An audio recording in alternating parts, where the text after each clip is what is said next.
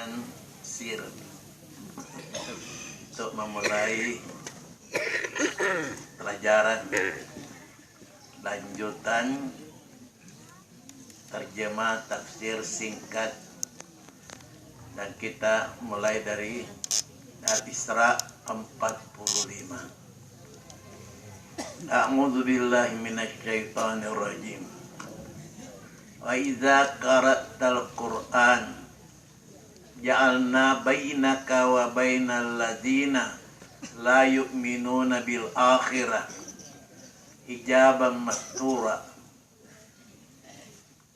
Wa idza qara'tal Qur'an, dan apabila kamu membaca Quran, ja'alna bainaka wa bainal ladzina la yu'minuna bil akhirah, kami jadikan di antara kamu dan di antara orang yang tidak beriman kepada akhirat hijaban mastura, hijab, tabir atau penutup penghalang yang menutupi.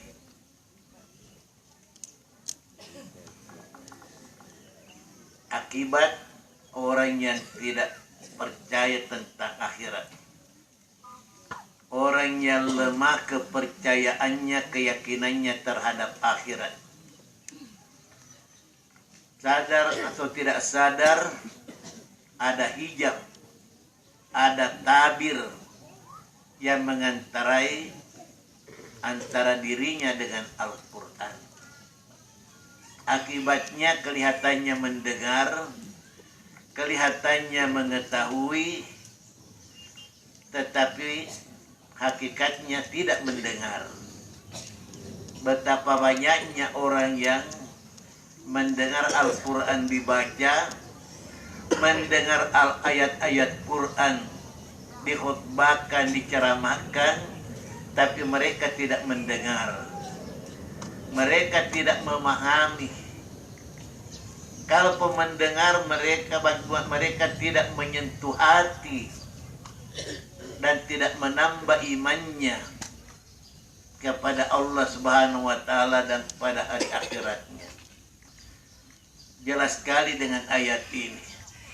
Apabila engkau Muhammad membaca Al-Quran, kami jadikan antara kamu dan antara orang yang tidak beriman kepada akhirat ada hijab yang menutupi. Jadi kalau ingin mendengar dan mengetahui Al-Quran serta meyakini kebenarannya, hendaklah berusaha mengangkat itu tabir, menghilangkan tabir yang menutupi kita, yang menghalangi kita dengan Al-Quran. Kita boleh dikata tiap hari mendengar Al-Quran. Bahkan kita sendiri yang baca Quran dan mendakwakan Al-Quran. Mestinya jelas pertumbuhan perkembangan Al-Quran pada pribadi kita, iman kita kepada Allah Subhanahu wa taala. Dan kita ketahui lewat ayat ini, karena tidak adanya iman atau lemahnya iman terhadap hari akhirat, itulah penyebabnya Al-Quran tidak begitu berberkah, bahkan tidak berpengaruh terhadap pribadi kita. Maka sekalipun kita sudah mengaku beriman kepada akhirat, pertajam iman itu terhadap akhirat. Hendaknya melihat akhirat di depan mata, hari bangkit di depan mata, penerimaan kitab amal di depan mata, teriakan penyesalan manusia di depan mata, supaya iman itu terhadap akhirat bisa bertambah, bisa meningkat. Jangan didengar sepintas, bicara akhirat sepintas dan berlalu begitu saja. Jujur, belum pernah kita meneteskan air mata. Gemetar sekujur tubuh bila mengingat akhirat. Karena memang tidak diusahakan. Pada akhirat itu adalah kebenaran. Dan pasti terjadi. Bayangkan, dikala manusia setelah mendengar sangkakala, bangkit semua dari kuburnya. Dimanapun mereka berkubur, di darat, di laut, di perut binatang sekalipun, hancur dimakan api, semua akan bangkit menuju tempat yang telah disiapkan. Kemudian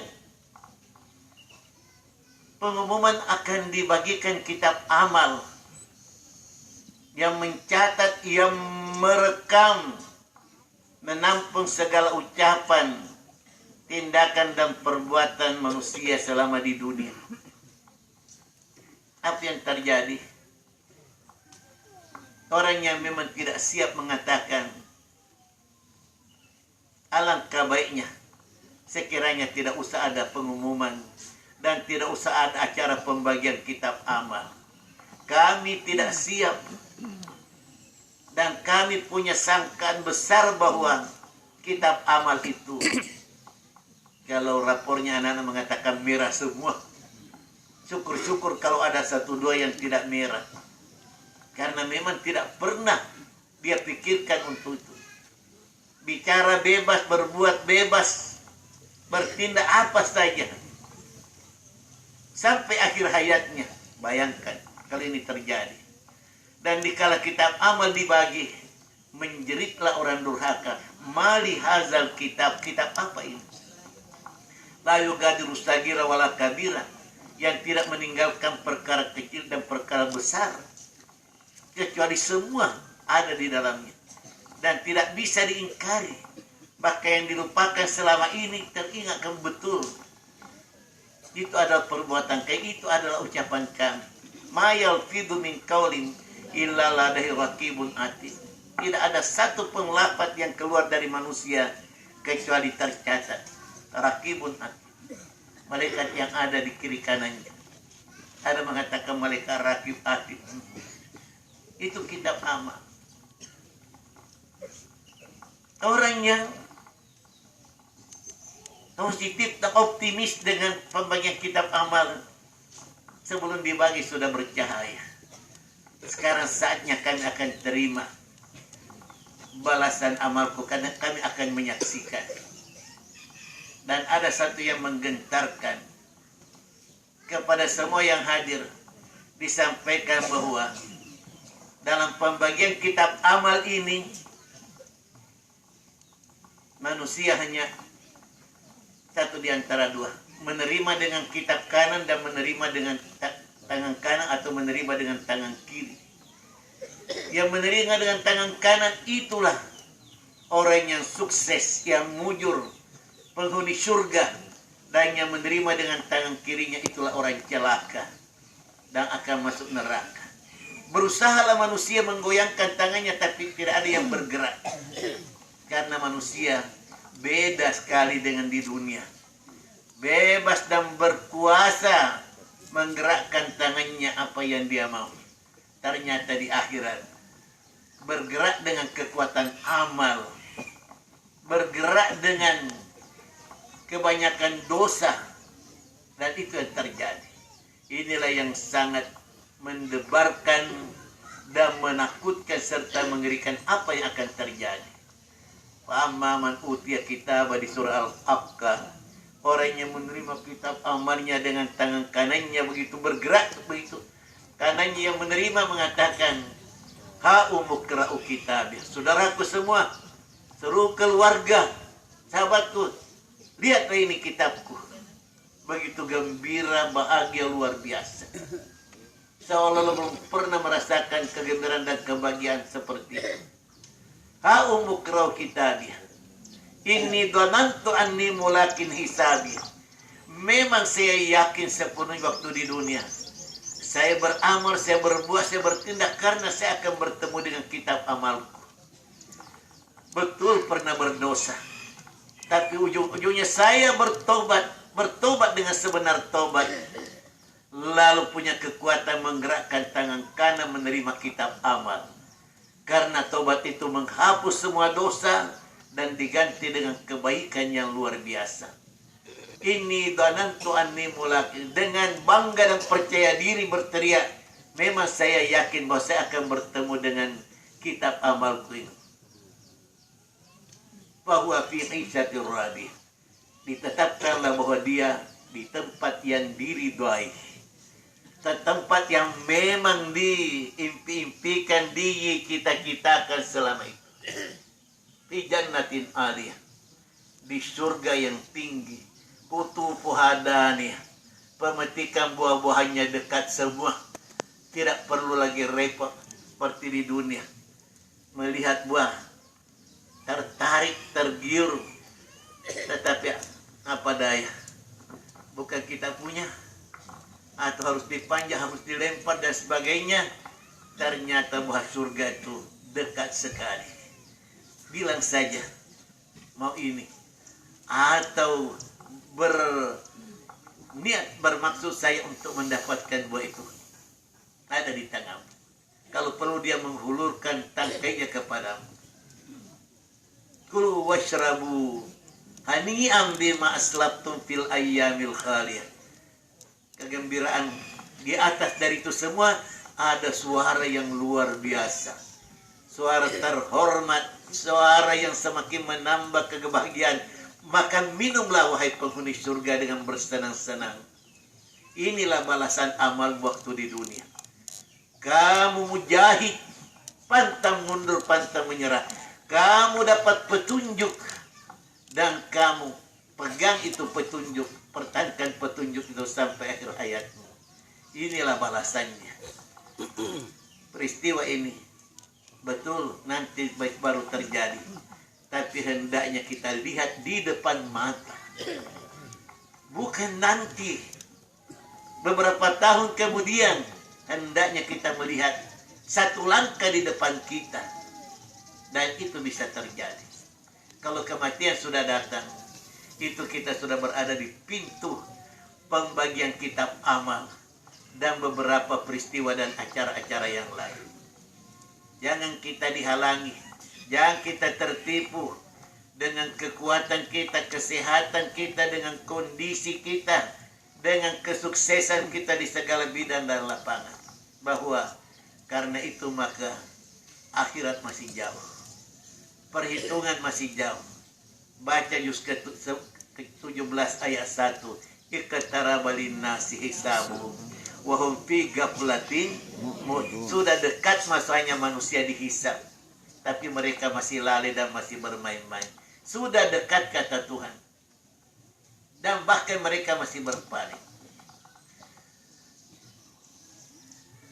Ditambah satu contoh.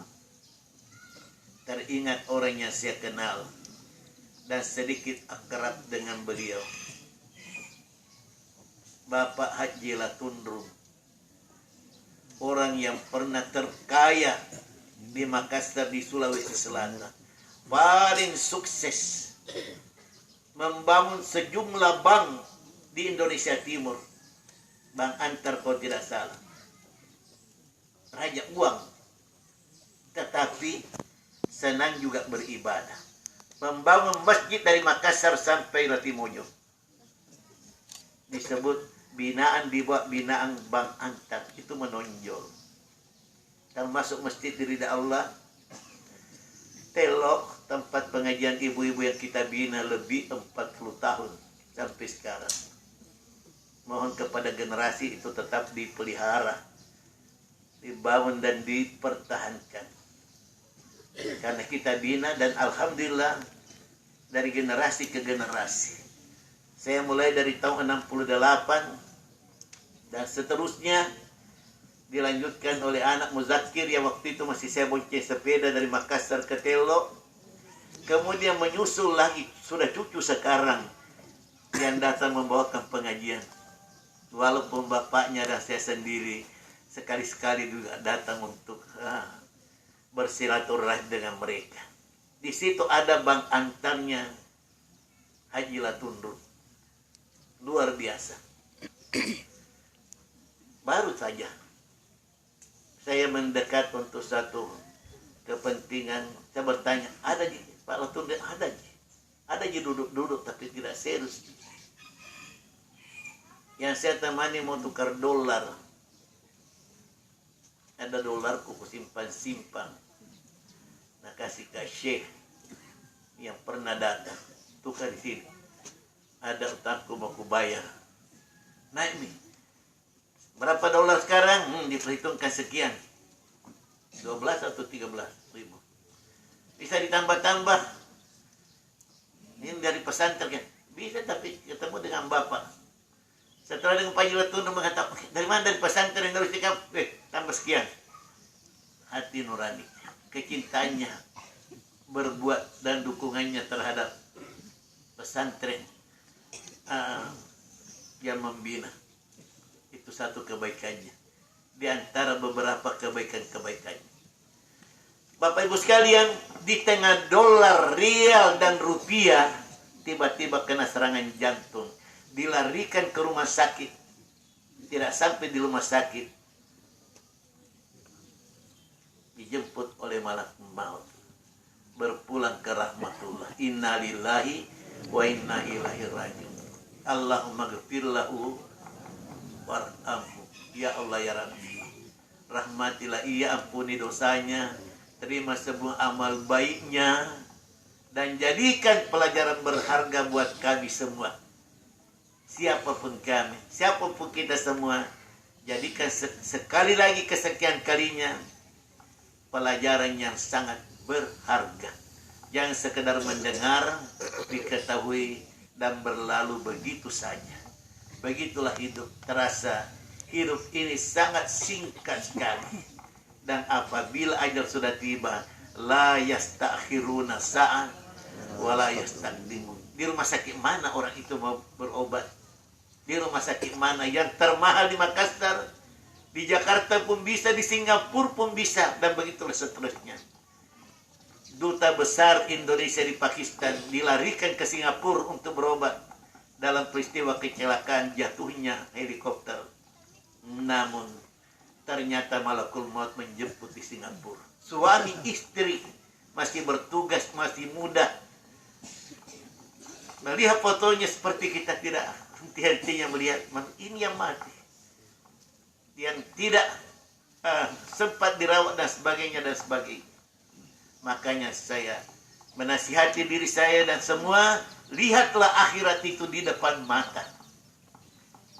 Itu yang saya maksud. Pertajam keyakinan kita tentang akhirat. Dan jangan kita bahwa itu masih jauh. Itu masih jauh. Salah sedikit syaitan mengganggu, itu hayalan. Yang dipikir itu juga yang kemarin, itu juga yang hari ini. Dosa kemarin itu juga dosa hari ini. Kelalaian kemarin itu juga kelalaian hari ini. Sampai masuk Ramadan, astagfirullah wa na'udzubillah, kelalaian masih tetap ikut berramadan. Dosa perbuatan sia-sia masih ikut berramadan. Ingat hadis Nabi, 3 golongan ragima ampun, celaka dan celaka. Satu diantaranya, Ramadan sudah tiba. Akhirnya Ramadan berlalu, tapi dosanya juga belum diampuni oleh Allah Subhanahu wa ta'ala. Makanya saya memulai, dan seluruh jamaah warga pesantren saya ajak bikin program memasuki Ramadan. Program meningkatkan ibadah. Meningkatkan ibadah apapun bentuknya. Meningkatkan zikir dan istighfar. Bukan kebanggaan, tetapi saya menjadikan sebagai contoh. Sejak masuk bulan Sya'ban, saya sudah tingkatkan puasa sunat dengan puasa Daud. Hari ini saya puasa, besok tidak, dan kemungkinan juga sekali-sekali saya 3 hari, 5 hari berturut-turut. Karena sunnah boleh memperbanyak puasa Sya'ban, asal jangan dicukupkan 1 bulan penuh. Tidak ada puasa sunnah 1 bulan, kecuali puasa wajib sebulan Ramadan. Ini diantaranya. Kalau saya bisa, kenapa yang lain tidak bisa?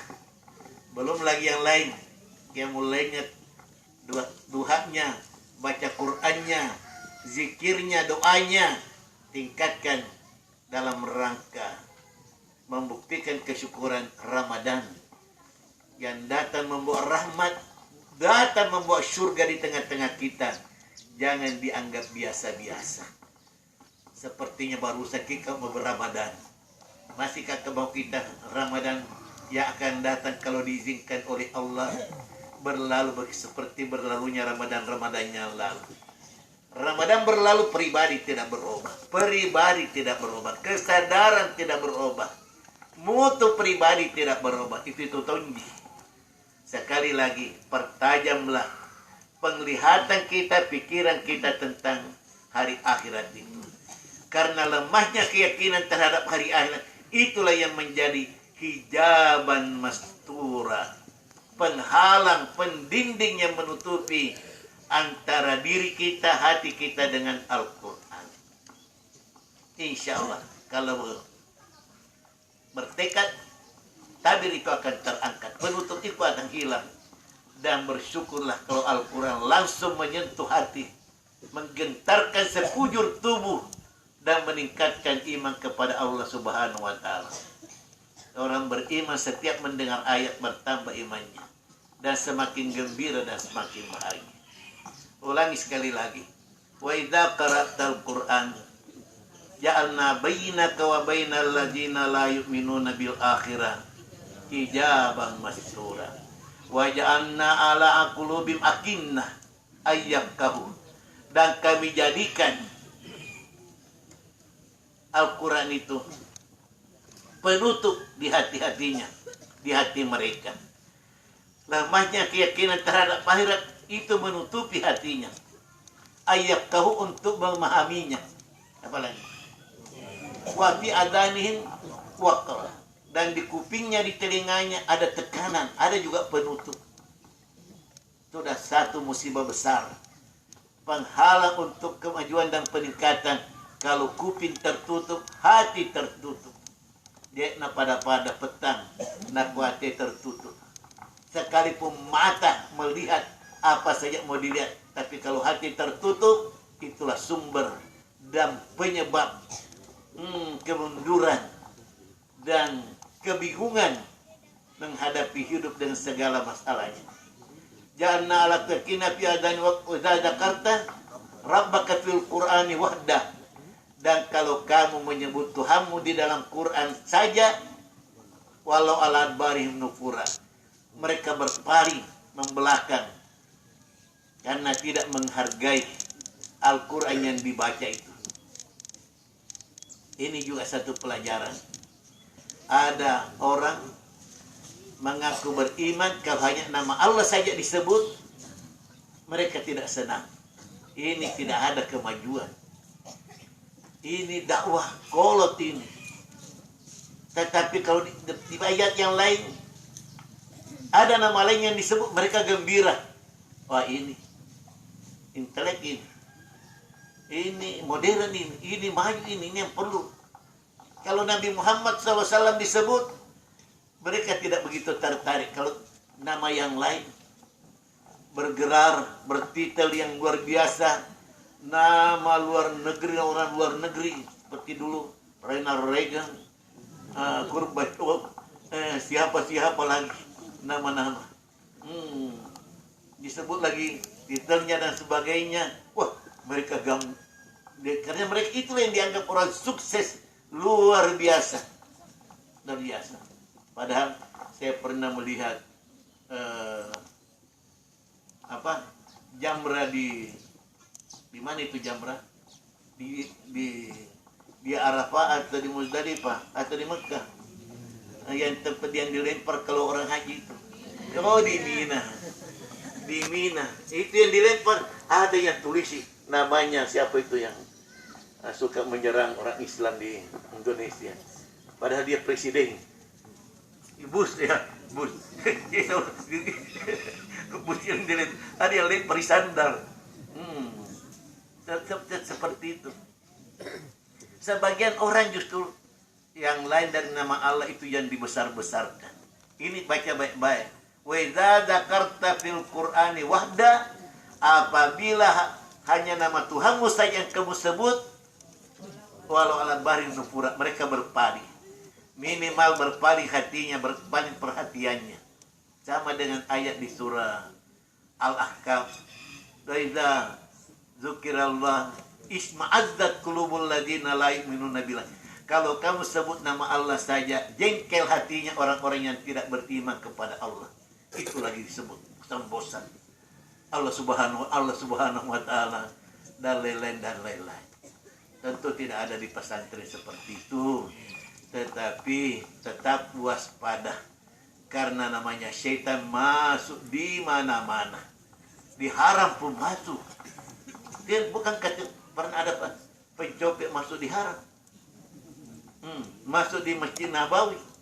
Setelah kedapatan, dia berteriak-teriak. Demi Rasul, demi ini dan sebagainya. Padahal berbuat tonji yang seperti itu. Jadi kita semua, walaupun saya katakan sebagai doa, di pesantren tidak ada, tetapi kita harus tetap waspada. Kalau ada, hilangkan secepat mungkin, karena itu sangat menjauhkan kita dari keimanannya sebenarnya. Wa idza dzakarta rabbaka fil Qur'ani wahda wallau ala adbarihim nufura. Nahnu a'lamu bima yastami'una bih. Kata Allah, saya mendengar, kami mendengar, kami tahu apa yang mereka dengar itu. Ijastami'una ilaik, ketika mereka mendengar engkau Muhammad membaca Quran.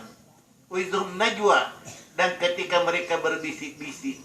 Ijaqulu dalimun, ketika berkata orang-orang dalim, in tattabi'una illa rajulan mas'ura, tak ada yang kamu ikuti itu kecuali laki-laki yang tersihir, laki-laki kena sihir. Ada di antara mereka berbisik-bisik, yang kalingan itu pasihir ya roh, pasihir, lain tidak, bukan sihir. Begitu tuduhannya, dugaannya kepada Nabi kita sallallahu alaihi wasallam. Jangan heran, jangan jadi mubalik kalau tidak mau dicela, bahkan dituduh oleh sesama manusia bahwa apa yang kita katakan itu tidak benar. Inta tabi'unan illa rajulan mas'ura, tak ada yang kami ikuti kecuali tukang sihir, laki-laki yang tersihir katanya. Undur kaifa darabulakal amsal, perhatikanlah betapa mereka memberikan contoh-contoh buat kamu. Dikatakan sihir, tukang syair, orang gila, dan sebagainya. Padahal fala yastati'una sabila, mereka sesat dan mereka tidak sanggup mendapatkan jalan yang benar, jalan lurus, yang bisa menyelamatkan mereka. Waqalu, dan mereka berkata, aidza kunna idzaman wa rufata aina la fi khalqin jadid lama busuna khalqan jadida. Apalagi alasannya? Jadi kalau kita nanti sudah jadi tanah, jadi tulang yang rapuh, bisa hidup kembali seperti semula? Tidak masuk akal. Belum lagi mengatakan mana orang mati bisa hiduplah kembali di tengah kita. Panggilkan bapakku, nenekku, saya sudah rindu, mana buktikan? Aidza kunna idzam wa rufata aina lamabusuna khalqan jadida. Ayat berikut mengatakan, qul kunu hijaratan aw hadida. Kamu batu atau kamu besi, atau lebih hebat lagi daripada itu, semua akan dibangkitkan oleh Allah di hari akhirat nanti. Dan banyak contoh-contoh di dunia. Batu hancur, sesudah hancur menjadi batu lagi. Itulah batu ditona jadi semen, hancur, sesudah itu membatu lagi. Datang di tukang besi, besi dibakar, hancur meleleh, dia setelah dingin jadi besi kembali. Belumkah cukup contoh-contoh dan bukti-bukti bahwa tidak mustahilnya sesuatu yang hancur bisa hidup kembali? Apalagi Allah yang berkuasa atas segala sesuatu. Pohon-pohon yang luar biasa ini kita lihat asalnya dari satu biji yang keras, tidak ada artinya, tertimbun dalam tanah, kemudian muncul menjelma menjadi pohon yang luar biasa, mempersembahkan buahnya setiap musim. Apa yang suka di sisi Allah? Menghidupkan manusia sesudah mati. Nanu mati ini menatu pariman, Dulunya kamu mati, tidak ada arti, setitik nutfah pada asalnya. Kemudian diperlihatkan lagi segumpal darah, daging, jadi tulang dibungkus lagi dengan daging. Barulah mulai nampak kelainan-kelainan. Engkau lunak kajarina. Engkau lunak depan sekedo. Kedo-kedo ti mato na panakabila kedo ni. Kulitonya laki na sapu-sapu. Dia nak po pada mata dari mati kepada hidup. Sesudah hidup mati. Kenapa lagi heran kalau mau dihidupkan kembali? Ada ayat dia mengatakan itu lebih mudah daripada baru memulai. Sesudah ada nih baru mati, lebih mudah menghidupkan kembali dibanding daripada memulai dari yang tidak ada kepada menciptakannya. Sadaqallahul azim. Assalamualaikum warahmatullahi wabarakatuh. Bawa oleh Bapak pesantren dari Macopa, ya, akhirnya kita meresapi bagaimana Al-Quran itu